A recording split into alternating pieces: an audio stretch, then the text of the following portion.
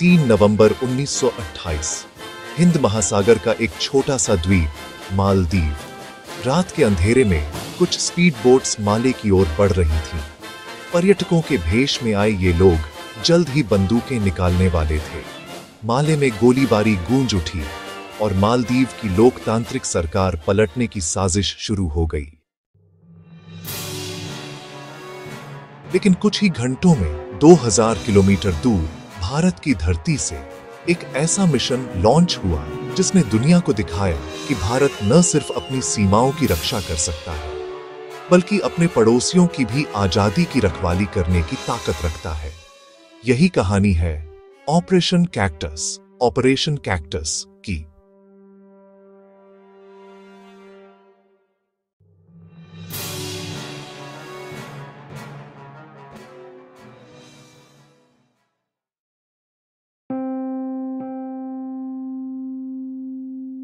मालदीव, जो भारत के दक्षिण पश्चिम में लगभग 700 किलोमीटर की दूरी पर है, हिंद महासागर की समुद्री रेखाओं सी लाइंस ऑफ कम्युनिकेशन का एक अहम केंद्र है।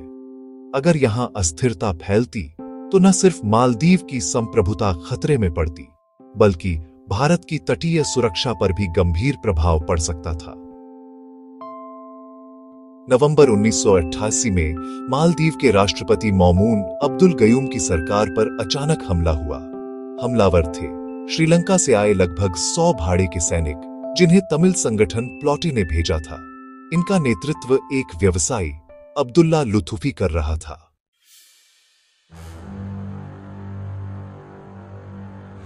तीन नवंबर की सुबह विद्रोहियों ने माले शहर में हमला कर दिया। रेडियो स्टेशन, सरकारी इमारतें और राष्ट्रपति भवन को घेर लिया गया, परंतु राष्ट्रपति गयूम किसी तरह बच निकलने में सफल रहे। उन्होंने तुरंत भारत को फोन किया, हम पर हमला हुआ है, हमारी मदद करें।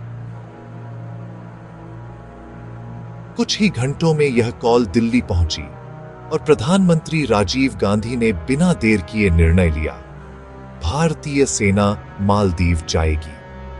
इतिहास में पहली बार भारत किसी विदेशी भूमि पर सैन्य हस्तक्षेप करने जा रहा था, वो भी सिर्फ 9 घंटे में।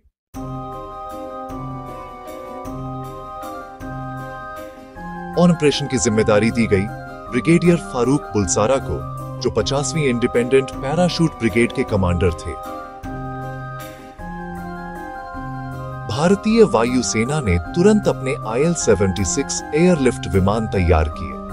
आगरा से पैराट्रूपर्स को 2000 किलोमीटर दूर हुलहुले एयरपोर्ट, माले इंटरनेशनल एयरपोर्ट तक उड़ान भरनी थी। रात का अंधेरा, कोई रनवे लाइट नहीं, फिर भी भारतीय पायलटों ने असंभव को संभव कर दिखाया। हुलहुले एयरपोर्ट सुरक्षित करते ही भारतीय सेना ने नावों से माले शहर की ओर रुख किया।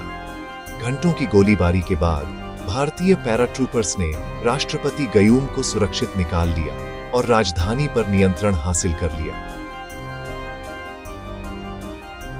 सिर्फ 18 घंटों में भारत ने एक पूरे तख्ता पलट को नाकाम कर दिया।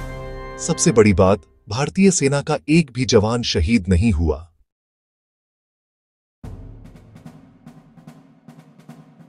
जमीन पर जीत के बाद अब बारी थी समुद्र की। विद्रोही एक जहाज MV प्रोग्रेस लाइट में सवार होकर श्रीलंका भागने की कोशिश कर रहे थे।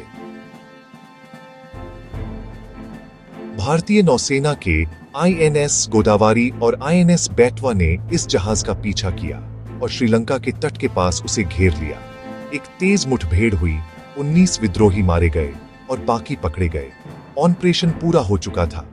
भारत ने न सिर्फ मालदीव की लोकतांत्रिक सरकार को बचाया, बल्कि दुनिया को दिखाया कि हिंद महासागर में भारत ही नेट सिक्योरिटी प्रोवाइडर है।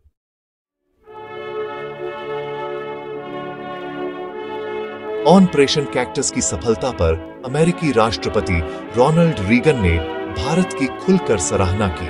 ब्रिटेन और कई यूरोपीय देशों ने भी भारत को एक जिम्मेदार क्षेत्रीय शक्ति बताया। यह हस्तक्षेप मालदीव के वैध अनुरोध पर हुआ था, इसलिए अंतर्राष्ट्रीय कानून के तहत पूरी तरह वैध था। भारत ने पकड़े गए विद्रोहियों को फांसी देने की जगह आजन्म कारावास की सिफारिश की। यह भारत की मानवीय नीति का प्रतीक था।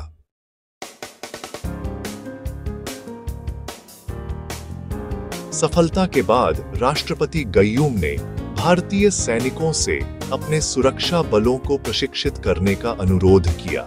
करीब 1 साल तक भारतीय सैनिक मालदीव में तैनात रहे। इसने भारत मालदीव रक्षा सहयोग की नींव रखी। लेकिन आज 3 दशक बाद इन रिश्तों पर फिर से बादल मंडरा रहे हैं, क्योंकि अब मैदान में उतर चुका है चीन।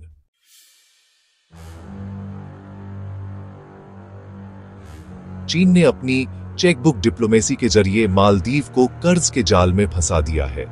आज मालदीव का 60% से अधिक कर्ज चीन से है।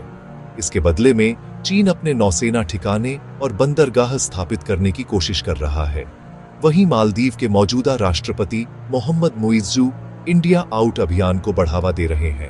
भारतीय हेलीकॉप्टर क्रू को हटाने की मांग और चीन से बढ़ते रक्षा समझौते, यह सब भारत के 1988 के रणनीतिक लाभ को चुनौती देते हैं।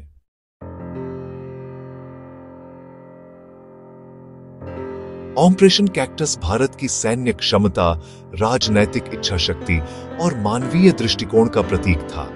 लेकिन अब समय है उस ऐतिहासिक सफलता को राजनयिक और आर्थिक साझेदारी में बदलने का।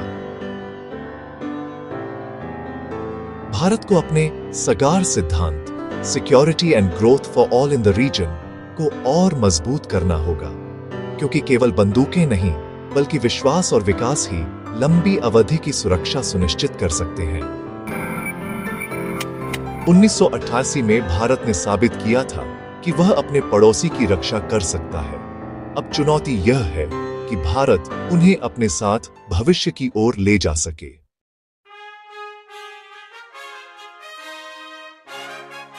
अगर आपको यह ऐतिहासिक विश्लेषण पसंद आया हो तो वीडियो को लाइक करें, इतिहास की ऐसी और कहानियों के लिए सब्सक्राइब करें हमारे चैनल भारतीय ज्ञान को, और कमेंट में बताएं क्या भारत को आज भी नेट सिक्योरिटी प्रोवाइडर की भूमिका निभानी चाहिए।